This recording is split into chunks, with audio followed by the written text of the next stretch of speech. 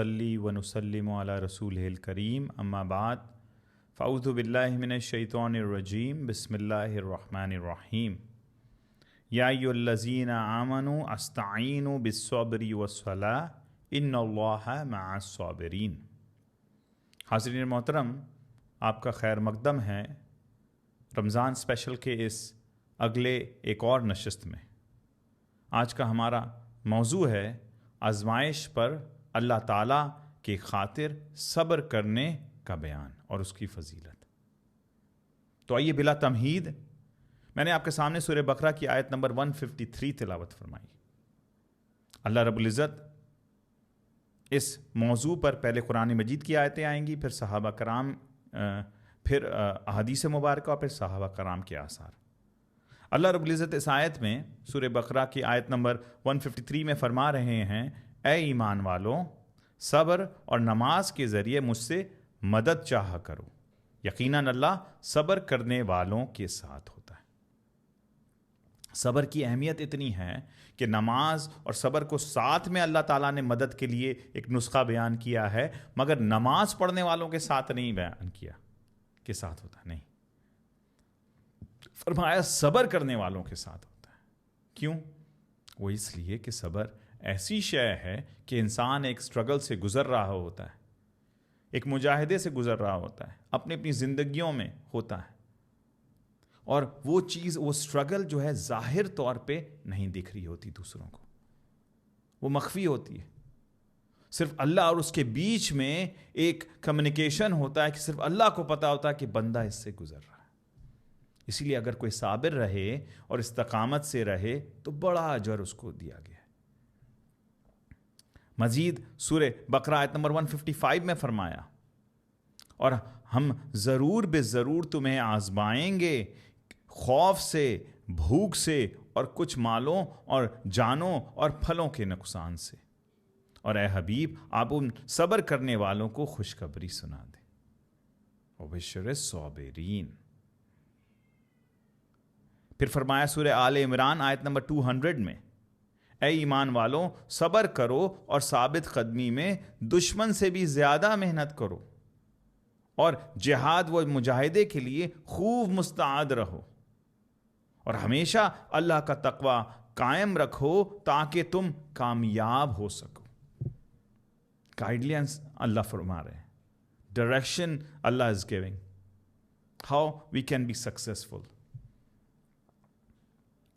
Then सूरह रौद आयत नंबर 22 में फरमाया, और जो लोग अपने रब की रज़ा जोई के लिए सब्र करते हैं और नमाज कायम रखते हैं, और जो रिस्क हमने उन्हें दिया है उसमें से पोशीदा और एलानिया दोनों तरह खर्च करते हैं और नेकी के ज़रिए बुराई को दूर करते रहते हैं, यही वो लोग हैं जिनके लिए आखिरत का हसीन घर है। देख लें, रज़ा जोई के लिए सब्र करते हैं, नमाज कायम करते हैं, अल्लाह की राह में ख़र्च करते हैं, लोगों को दीन की तरफ बुलाते हैं, और उनकी परेशानियों को, जो दीन की तरफ जब बुलाया जाए, जो लोग परेशान करते हैं फिर उनको सब्र करते हैं, उनके लिए हसीन घर है। कहाँ का? आखिरत का। फिर फरमाया सूरह अल अनकबूत में 57 to 59 में, ये अमले सौले करने वालों का क्या ही अच्छा अजर है, ये वो लोग हैं जिन्होंने सब्र किया और अपने रब पर ही तवक्कल करते रहे। सूरह अज़्ज़ुमर आयत नंबर 10 में फरमाया, बिलाशुबा सब्र करने वालों को उनका अजर बेहिसाब अंदाज से पूरा कर दिया जाएगा। सूरह शूरा आयत नंबर 30, 42, 43 में फरमाया, और यकीनन जो शख्स सब्र करे और माफ़ कर दे तो बेशक ये बुलंद हिम्मत वालों कामों में से है। सूरह अल असर आयत नंबर 1 to 3 में फरमाया, सिवाय उन लोगों के जो ईमान ले आए और नेक अमल करते रहे और मुआशरे में एक दूसरे को हक़ की तलकीन करते रहे और तबलीग हक़ के नतीजे में पेश आमदा मसाइब व आलाम में बाहम सब्र की ताकीद करते रहे, वो जो हैं वो कामयाब लोग हैं। اب آئیے احادیث مبارکہ کی طرف۔ حضرت عبداللہ بن مسعود رضی اللہ عنہ نے فرمایا کہ گویا اب بھی میں چشم تصور سے حضور نبی اکرم صلی اللہ علیہ وسلم کو دیکھ رہا ہوں کہ آپ ایک نبی کا ذکر فرما رہے ہیں جن کی قوم نے ان کو مارا اور لہو لہان کر دیا، تو وہ اپنے چہرے سے خون پوچھتے جاتے ہیں اور کہتے ہیں اے رب میری قوم کو بخش دے، کیونکہ یہ نہیں جانتے کہ میں کون ہوں۔ اس سٹیج میں، اس لیول میں اللہ کی طرف بلانے میں لہو لہان کر دیے گئے، پھر بھی صبر۔ تاجدار کائنات صلی اللہ علیہ وسلم کی یہ حدیث متفق علیہ۔ حضرت عمرو بن شعیب اپنے دادا حضرت عبداللہ بن عمرو رضی اللہ عنہ سے یہ روایت کرتے ہیں کہ رسول اللہ صلی اللہ علیہ وآلہ وسلم نے فرمایا، دو باتیں ایسی ہیں جس میں وہ پائی جائیں اللہ تعالیٰ اسے شاکر و صابر لکھ دیتا ہے، اور دو باتیں خصلتیں نہ ہوں اسے اللہ تعالیٰ صابر و شاکر نہیں لکھے گا۔ وہ دو خصلتیں کون سی ہیں؟ نمبر 1، جو شخص دینی معاملات میں اپنے سے اوپر والے کی طرف دیکھے اور اس کی پیروی کرے، اور دنیاوی معاملات میں اپنے سے نیچے والے کی طرف دیکھے اور اللہ تعالیٰ سے اس پر شکر ادا کرے کہ اللہ تعالیٰ نے اسے اس پر فضیلت دی، تو اس آدمی کو صابر اور شاکر لکھتا ہے۔ اور اس کا اپوزٹ کیا ہے کہ دو آدمی جو دینی امور میں اپنے سے نیچے والے کو دیکھے، تو میں تو اتنا اچھا ہوں کہ وہ تو اس کو دیکھو، اس کی حالت، اپنے آپ کو سخی سمجھے، متقی سمجھے، اور دنیاوی امور میں اپنے سے اوپر والے کی طرف دیکھے نا کہ پڑوس میں گاڑی آ گئی ہے، ان کی گاڑی آپ دیکھ رہے ہیں، ہمیں کیوں نہیں گاڑی لے کے دیتے؟ وہ دیکھیں ان کی بیوی نے اتنا کپڑے بنائے ہیں، شادی ہے، ہم لوگ کیا اتنا سادہ زندگی جئیں؟ تو دنیاوی امور میں اپنے سے اوپر والے کی طرف دیکھے تو فرمایا اس پر افسوس کرے جو اسے نہیں ملا، تو اللہ تعالیٰ اسے صابر و شاکر نہیں لکھتا۔ اس حدیث کو امام ترمذی نے روایت کی ہے۔ حضرت سعد رضی اللہ عنہ روایت کرتے ہیں کہ میں نے عرض کیا یا رسول اللہ، لوگوں میں سب سے زیادہ سخت آزمائش کس کی ہوتی ہے؟ آپ صلی اللہ علیہ وآلہ وسلم نے فرمایا انبیاء کرام علیہ السلام کی، پھر درجہ بدرجہ مقربین کی۔ آدمی کی آزمائش اس کے دینی مقام کے مطابق ہوتی ہے۔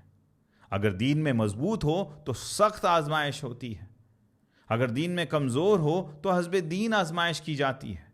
بندے کے ساتھ یہ آزمائش ہمیشہ رہتی ہے، حتیٰ کہ مصائب پر صبر کی وجہ سے وہ زمین پر اس طرح چلتا ہے کہ اس پر کوئی گناہ تک نہیں رہتا، گناہ سے پاک کر دیا جاتا ہے اور زندہ ہوتا ہے۔ صبر کی وجہ سے اللہ تعالیٰ اسے متقی، تقوی والا، کلین، کرسٹل، پرسٹین کر دیتا ہے۔ اس حدیث کو امام ترمذی اور ابن ماجہ نے روایت کی۔ حضرت ابو موسیٰ الاشعری رضی اللہ عنہ روایت کرتے ہیں کہ حضور نبی اکرم صلی اللہ علیہ وآلہ وسلم نے فرمایا، جب کسی آدمی کا بچہ فوت ہو جاتا ہے تو اللہ تعالیٰ فرشتوں سے فرماتا ہے تم نے میرے بندے کے بیٹے کی روح قبض کی؟ وہ کہتے ہیں جی۔ اللہ تعالیٰ فرماتا ہے تم نے اس کے دل کے ثمر قبض کیا؟ وہ عرض کرتے ہیں ہاں۔ اللہ تعالیٰ فرماتا ہے میرے بندے نے اس پر کیا کہا؟ وہ عرض کرتے ہیں اس نے تیری تعریف کی اور انا للہ و انا الیہ راجعون پڑھا۔ اللہ تعالیٰ فرماتا ہے اس کے لیے جنت میں ایک مکان بنا دو اور اس کا نام بیت الحمد یعنی تعریف کرنے والا گھر رکھ دو۔ دیکھ لیں صبر کرنے والوں کا اجر۔ اس حدیث کو امام ترمذی اور ابن حبان نے روایت کیا ہے۔ حضرت جابر رضی اللہ عنہ سے مروی ہے کہ قیامت کے روز جب مصیبت زدہ لوگوں کو ثواب دیا جائے گا تو آرام و سکون والے تمنا کر رہے ہوں گے کہ کاش دنیا میں ان کے چمڑے کینچیوں سے کاٹے جاتے، کاش دنیا میں ان کے چمڑے کینچیوں سے کاٹے جاتے، جب وہ اجر دیکھیں گے صبر کرنے والے اور مصیبت زدہ لوگوں کا۔ حضرت انس رضی اللہ عنہ سے مروی ہے کہ حضور نبی اکرم صلی اللہ علیہ وآلہ وسلم نے فرمایا، جب اللہ تعالیٰ کسی بندے سے بھلائی کا ارادہ فرماتا ہے تو اسے اس کے گناہوں کی جلد ہی دنیا میں سزا دے دیتا ہے، اور اگر کسی بندے سے برائی کا ارادہ کرتا ہے تو گناہ کے سبب اس کا بدلہ رو کے رکھتا ہے یہاں تک کہ قیامت کے دن اسے پورا بدلہ دے گا۔ اسی سند سے حضور نبی اکرم صلی اللہ علیہ وسلم سے مذکور ہے کہ آپ صلی اللہ علیہ وسلم نے فرمایا، بڑا ثواب بڑی مصیبت کے ساتھ ہے، اور جب اللہ تعالیٰ کسی قوم سے محبت کرتا ہے تو انہیں آزماتا ہے، پس جو اس پر راضی ہو اس کے لیے اللہ تعالیٰ کی رضا ہے، اور جو ناراض ہو اس کے لیے ناراضگی ہے۔ اس حدیث کو امام ترمذی نے روایت کیا ہے۔ اب آئیے قرآن مجید اور احادیث مبارکہ کے بعد آثار و اقوال صحابہ اور بزرگان دین کی طرف آتے ہیں اس موضوع صبر کو لے کر۔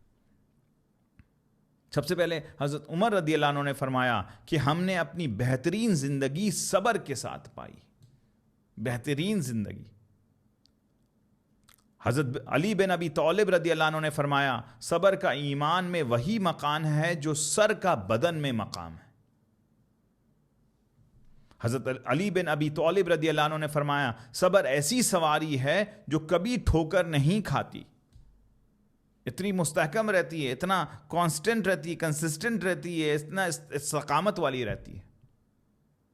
حضرت حارث محاسبی رحمۃ اللہ علیہ نے فرمایا، ہر شے کا جوہر ہوتا ہے، انسان کا جوہر عقل ہے اور عقل کا جوہر صبر ہے۔ حضرت خواص رحمۃ اللہ علیہ نے فرمایا، کتاب و سنت کے احکام پر ثابت قدم رہنا صبر ہے، مطلب کہ شریعت پہ ثابت قدم رہنا، کہ کیسے بھی معاملات ہو جائیں اس پر گامزن رہنا صبر فرمایا۔ حضرت سری سختی رحمۃ اللہ علیہ سے صبر کے متعلق دریافت کیا گیا تو آپ صبر پر گفتگو فرمانے لگے۔ اسی دوران ایک بچھو ان کے ٹانگ پر چڑھ گیا اور ڈنگ مارنے لگا، مگر آپ نے قطعاً حرکت نہ کی۔ جب آپ سے کسی نے کہا کہ آپ نے اسے ہٹا کیوں نہیں دیا تو آپ نے فرمایا، مجھے اللہ سے شرم آ گئی کہ میں صبر کے متعلق گفتگو کروں مگر خود صبر نہ کروں۔ حضرت ابو علل دقاق رحمۃ اللہ علیہ نے فرمایا، صابرین دونوں جہانوں کی عزت کے ساتھ کامیاب ہوئے کیونکہ انہوں نے اللہ تعالیٰ کی معیت حاصل کی، پس اللہ تعالیٰ صبر کرنے والوں کے ساتھ ہے۔